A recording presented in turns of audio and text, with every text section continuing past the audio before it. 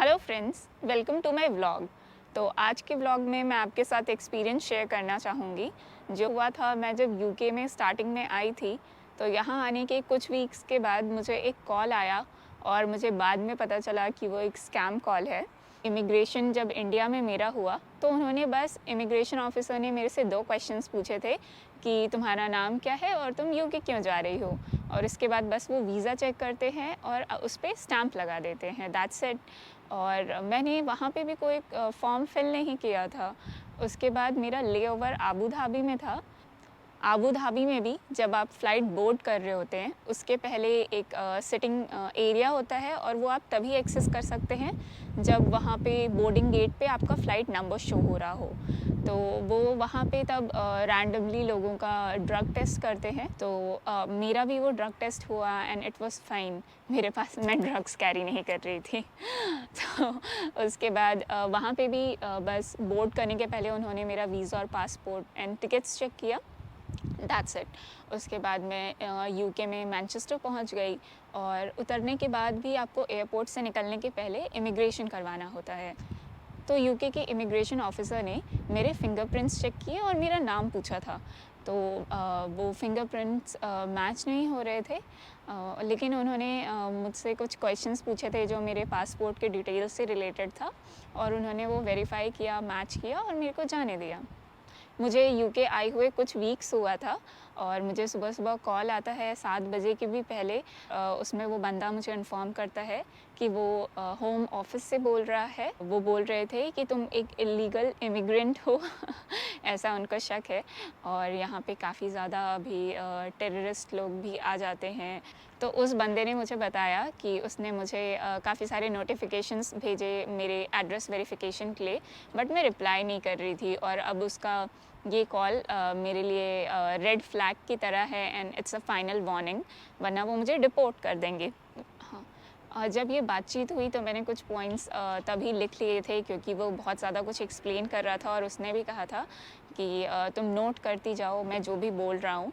तो I still have those notes. और उसने कहा था कि अभी तुम्हारा 3 जगह पे वेरिफ़िकेशन होगा। तो पहले वेरिफ़िकेशन के लिए वो बोल रहा था कि अभी जो मेरा करंट एड्रेस है, तो वहाँ पे वो अपना एक ऑफ़िसर भेजेगा जिसका नाम टॉनी क्लार्क है और मुझे अपने सारे डॉक्यूमेंट्स प्रूफ करने होंगे। और दूसरा वेरिफ़िकेशन वो मेरे पासपोर्ट एड्रेस पे करवाएगा और उसने मुझसे मेरा एड्रेस भी पूछा कि मेरे पासपोर्ट पे क्या एड्रेस है। फिर मुझे इतनी ज़्यादा मैं नींद में थी, मुझे अपना पासपोर्ट भी याद नहीं था मैंने कहाँ रखा है। मैंने खोजा फटाफट से और मैंने उसको एड्रेस बताया और उसी टाइम पे मैंने भी रियलाइज़ किया कि वो जो एड्रेस था वो मेरी यूनिवर्सिटी का था। मुझे भी लगा कि हाँ, वहाँ पे उसने वेरिफ़िकेशन के लिए भेजा होगा तो मुझे नहीं पता चला होगा। और उसने तीसरी बात कही कि वो वेरिफ़िकेशन के लिए जो यूके में मेरे स्पॉन्सर्स हैं, वहाँ पे भी अपने बंदों को भेजेंगे। तो मेरे को इन तीनों वेरिफ़िकेशंस में से बस 2 वेरिफ़िकेशंस से आई वाज़ कंफर्टेबल और एक जो वेरिफ़िकेशन था जो कि मेरे कॉलेज पे होना था, तो वो मेरे लिए बहुत ज़्यादा डिफ़िकल्ट था वेरीफ़ाई करवाना क्योंकि वहाँ पे अभी कोई भी मेरे जान पहचान का नहीं है। तो उसने मुझे बोला कि अपना ओरिजिनल पासपोर्ट रेडी रखो, उसने बोला कि अपना बीआरपी कार्ड भी रेडी रखो और वो मेरा फिंगरप्रिंट स्कैन करके वेरीफ़ाई भी करेंगे। और उसने बोला कि मैं अपने एड्रेस वेरिफ़िकेशन के लिए रिप्लाई नहीं कर रही थी, इसलिए उन्होंने इंडियन गवर्नमेंट में भी मेरे अगेंस्ट एक केस ओपन किया है जो कि मुझे क्लोज़ करवाना पड़ेगा इफ़ फाउंड नॉट गिल्टी। उसने बताया कि मैं रिस्पॉन्ड नहीं कर रही थी, इसलिए यूके पुलिस डिपार्टमेंट ने इंडियन हेड ऑफ़ इमिग्रेशन को कॉन्टैक्ट किया है और उन्होंने ये केस मेरे अगेंस्ट ओपन करवाया। तो अभी तक हमारे कन्वर्सेशन के हाफ़ एन आवर हो गया था और मैं बिलीव कर रही थी उसकी सारी बातों को क्योंकि मैंने नहीं सोचा था कि यहाँ पे ऐसा स्कैम होगा। और ये कॉल जब आया तो मेरे फ़ोन के स्क्रीन पे होम ऑफ़िस लिखा था और ये एक ऐसा डिपार्टमेंट है यहाँ पे जो इमिग्रेशन और लॉ इन्फोर्समेंट के लिए काम करती है। और मैंने बाद में चेक किया कि ये जो नंबर था वो सही में होम ऑफ़िस का ही था, लेकिन उसमें एक कैच था। ये नंबर जो है, बस इससे कभी कोई कॉल नहीं आता, आप इंक्वायरी के लिए उस नंबर पे कॉल कर सकते हैं। तो समहाउ ये हैकर्स स्पैमर्स लोग मिलके उस नंबर के थ्रू उस नंबर को यूज़ करते होंगे लोगों से एक हैवी अमाउंट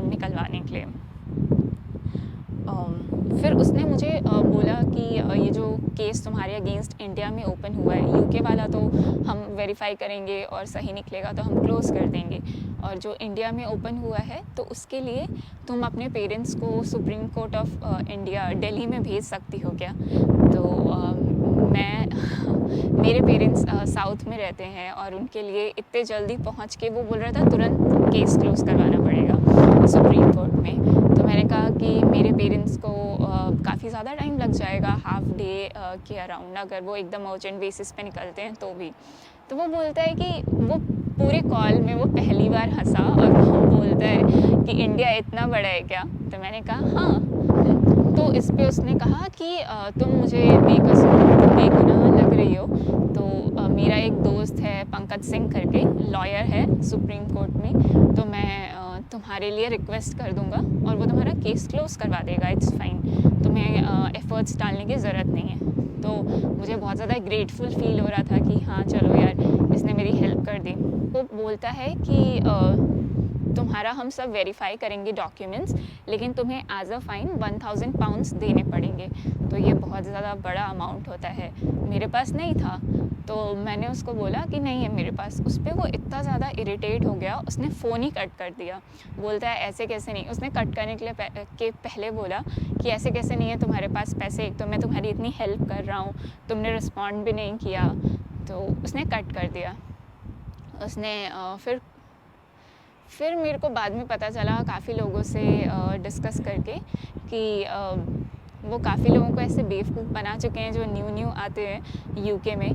पर मुझे ये भी बात पता चली कि उसने ये मेरे से इंश्योर करवाया कि तुम्हारे पास लैपटॉप है कि नहीं, क्योंकि वो मेक श्योर करना चाहता था कि मैं बोलूँ कि मेरे पास कैश नहीं है तो वो मुझे बोले कि नेट बैंकिंग कर या कुछ भी कर, लेकिन मुझे पैसे दे। और उसने मुझे काफ़ी हॉलीवुड के फिल्मी स्टाइल में बोला that sit back, grab a glass of water, make sure your phone doesn't die and phone पे ही रहो। मैं तुम्हारे सारे मैसेजिंग ऐप्स और जितने भी तुम्हारे इनकमिंग और आउटगोइंग कॉल्स है वो ट्रैक कर रहा हूँ, तो किसी को कांटेक्ट करने की कोशिश मत करना, क्योंकि हमें शक है कि तुम अपने लिए फ़ेक डॉक्यूमेंट्स अरेंज कर सकती हो। तो मैं काफ़ी ज़्यादा डर गई थी इन सब चीज़ों से, और मुझे बिल्कुल भी शक नहीं हुआ था तब कि एक फ़ेक कॉल होगा बस पैसे निकलवाने के लिए। वो मुझे बोल रहे थे स्टार्टिंग में कि एक फॉर्म है जो मैंने फ़िल नहीं किया है और उस पे कुछ इन्फॉर्मेशन सही से नहीं दिया है।